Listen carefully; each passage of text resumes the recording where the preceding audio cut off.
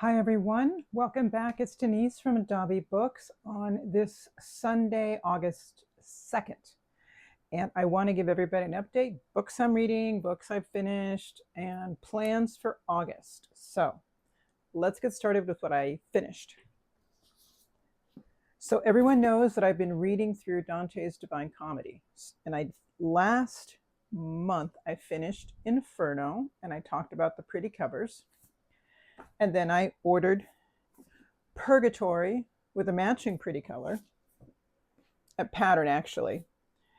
And I finished this on the last day of July, July 31st. And I have to say that I found it a very, what's the word I'm trying to think of, like a worthy comparison to Inferno. It really provided, I think because they both cover the topic of suffering. The Inferno suffering is the one that's never going to end, right? So this is hell. And Dante in the Catholic tradition has presented this hell as people paying for their sins. I think this is a general belief in hell, a Christian belief in hell. But the pain that they're experiencing will never end. So they're paying the price for their crimes or their vices or what have you. And because that pain will never end, because that suffering will never end, it makes them even angrier and more resentful and more bitter. So as Dante and Virgil are walking through Inferno, when they do ask for help, they're never really given any help, or they're deceived. They're deliberately given the wrong advice. They're ganged up on. It's just this horrible, dark, tense, anxious atmosphere about them. And that in comparison, when I read Purgatory, again, we have people in this state where, in the Catholic tradition, the souls in purgatory are saved. They are not damned. And that is precisely the reason why any suffering that they're going through will end, and they know that. And secondly, that pain, that price that they're paying for those vices that they had in their mortal life, sins they committed, etc. And they're, I guess you could say, making up for it. And I want to give an example. If you steal money from someone and you want to do the right thing, you go to that person. There's a consequence to that, right? You can regret having done that, sincerely regret having done that, but you do have to go to that person and tell them what you did. There's that suffering experience of it. And you have to pay them back the money, and it's recommended you pay them back the money and a certain percentage above that as a good faith gesture. And what that act of stealing from someone may do to your reputation, whether it's temporary or permanent, is simply a consequence that happens. You have to be willing to accept that because you know what you did was wrong. There's no way around that. And there are certain, again, consequences, a certain price you're going to have to pay for that you can't get around. That sort of concept is what's happening in purgatory. The people who are suffering did repent of their sins, but there's the consequences for that sin. So there is forgiveness. That's already happened. But this suffering that they're going through is actually meant to take away that vice that they have, to sort of cleanse them of that vice, that sin, that habit, etc., right? And this is what's, in reading the notes in the back, so all of Esselin's books have notes written in the back as quick, not summaries, but reflections on each canto. I read them after I read through the canto myself. And then in some of those notes or comments, actually, reflections, I decided to go back and read some of the cantos again after reading Esselin's reflection. And then it just gave me something more to think about or reflect on. And one of those was in Canto 19. Now, if I go back to Canto 19, I hope I marked the right one. That's 21. Canto 19. Here we go. Canto 19 is the Ring of Avarice. And in that, Dante finds those that are suffering, or the souls that are suffering in that level of purgatory, are lying face down into the dirt. They're not allowed to look up at the stars, to see the sky, the sunrise. Their only focus is the dirt. And they don't really want to be interrupted for very long as they're doing this. And they're not crying out in this agony, actually, but they are, you hear them, Dante hears them praying to God in the process, because they welcome this suffering, because it's going to make them the persons that they were meant to be spiritually. I hope that makes sense to you. In Canto 19, starting with line 64, this is what it says. An idle falcon, gazing at his feet, turns at the falconer's cry in hot desire to feed, and launches forth upon the wing. With such desire, I climbed the rocky hill, through the cracked entryway for going up, until I came to the next circle's sill. And when I reached clear space in that fifth round, I saw great crowds lamenting everywhere, all lying with their faces to the ground. My soul cleaves to the dust, I heard them praying, uttered with sighs so deep that it was hard to hear and understand what they were saying. O souls chosen by God, strengthened by hope and justice to endure your suffering, show us the stairway to ascend the slope. If you have come here free from lying prone and wish to find the quickest way to go, keep to your right the mountain's outer rim.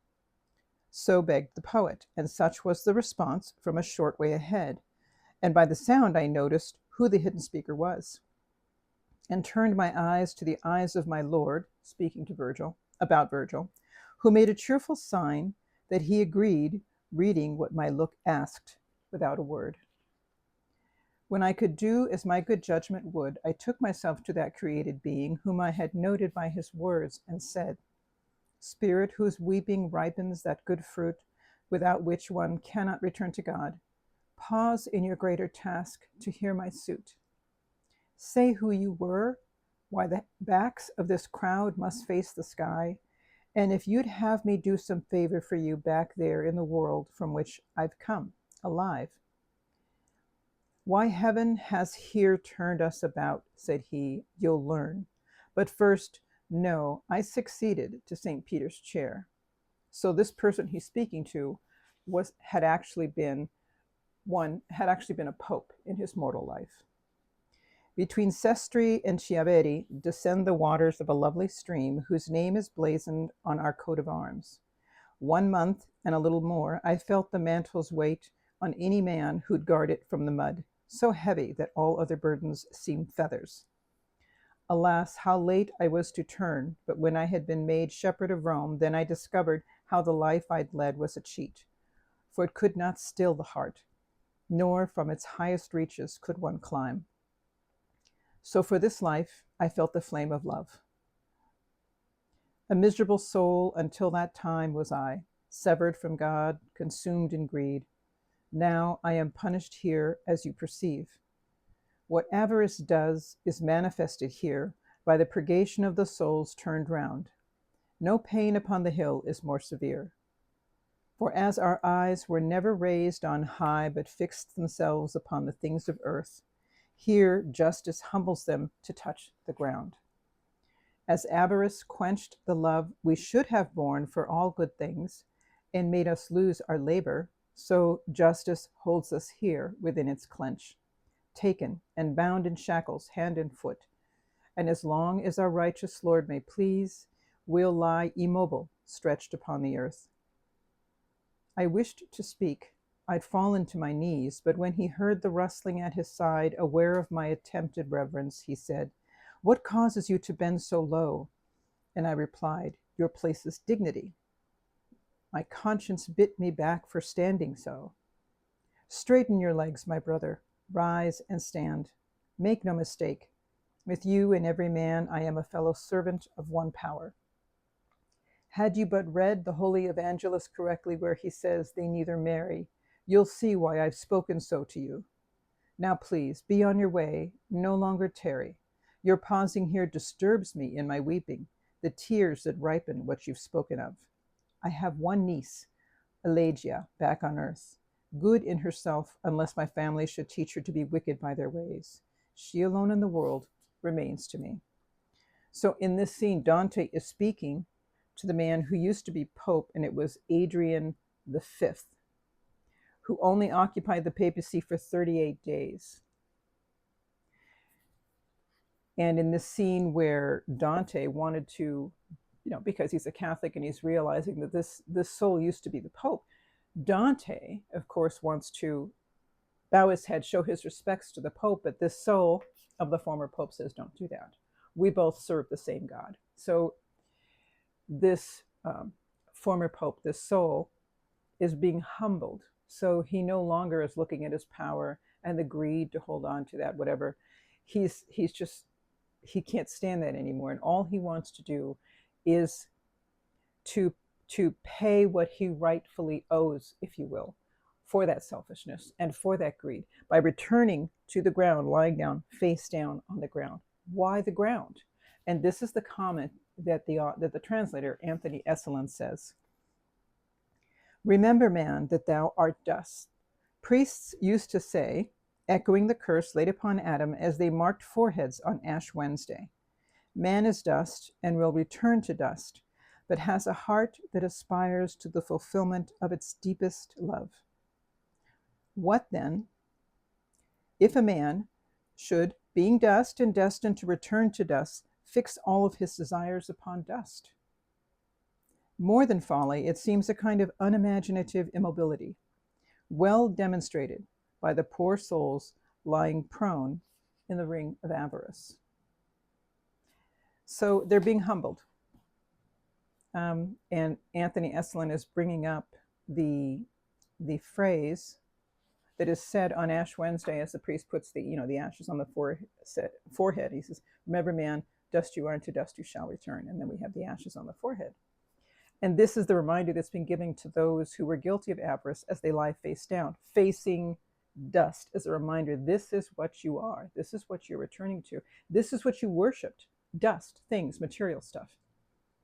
So now this is what you're going to be facing day and night until an appointed time when you've satisfied, that you've been purified enough. Your soul has now been cleansed of this avarice. It's no longer in your soul anymore, and then you can move forward in purgatory, whatever level that may be for them, whether they go to the next one or surpass a few levels and go straight into heaven. A detail that's not brought up. But I just found it striking that for greed, for that self-pride, that I would have thought it would have been a different kind of punishment that Dante would have assigned or imagined for these individuals. I would have imagined them perhaps being in a position where something else ruled over them and oppressed them. Something along those lines where they were now on the receiving end of what they had done to others. And dealing with a person like that and looking at how disgusting that is. I would have thought that would have been an eye-opener for them. But instead, Dante portrays these individuals who were guilty of avarice as having to face dust all the time. And as they're doing that, they're realizing why, and they're giving praise to God, prayer to Him in love, sort of thanking Him for doing that for them. Very interesting. And I know this can be a concept that can be difficult for some people, that suffering can be a good thing. I've had conversations about that with various people, and the responses have been anywhere from, oh, I get it, I totally get it, and others who are like, it just doesn't make sense to me. They can't see how the two can be joined. right? Gratitude with suffering. They can't see that. We're human. Some concepts to us can be um, difficult, right? To ponder. So this was something that just kind of struck me. I guess, because of my own life experiences, and there were a couple very difficult times in my life. One I've already shared with all of you, and I don't need to go over again. But that during those two particularly difficult times in my life, where there was a lot of suffering going on inside of me, during the first one, I was struggling with that concept of embracing my suffering. I just could not make sense of that. How can you embrace your suffering? How do you do that mentally? How do you do that emotionally? I didn't get it. I tried to, but I just couldn't quite get it. And then when the big one came, the bigger suffering came after that. I think because the suffering peeled away a lot of me, I was better able to understand how suffering can be redemptive, how suffering can be cleansing. And I can honestly say that the person that I am today is not the person I was then, and I never want to go back to what that person was before. I don't like the me of back then, I guess in a healthy sense. And I'm glad that I finally learned to let go and to embrace what was happening to me. I guess you could say, like if someone belongs to a 12-step group, and let's say they're alcoholics, right? They have to be able to say, I am an alcoholic. They have to call it by name, because you don't begin the healing process until you look at that beast in front of you and you name it. Then you in a way you take away its power, I guess. And I think that was the process that happened to me when I finally learned to embrace my suffering, and I saw what good can come from it if I chose to allow it to go in that direction. So maybe that's why that particular canto 19, spoke so much to me. So that's what I finished reading for the month. And I will show you what I'm going to read for the month of August. 1, 2. Let me finish this one thing. I'm still reading this University in Medieval Life. I put it aside, of course, because I was coming towards the end of Purgatory and I wanted to finish it. So now I'm heading back to this. I'm closer to half of the way through.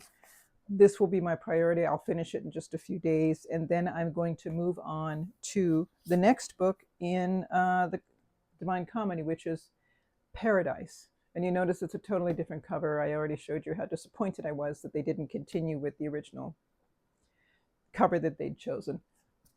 Paradise seems to be a lot thicker. I'm looking forward to this. I want to see what's happening. What I can tell you is that the humility and the prayers and the praise and the goodness and the helpfulness that Dante saw in Purgatory exists in Paradise. So in those two ways, they're similar, Paradise and Purgatory.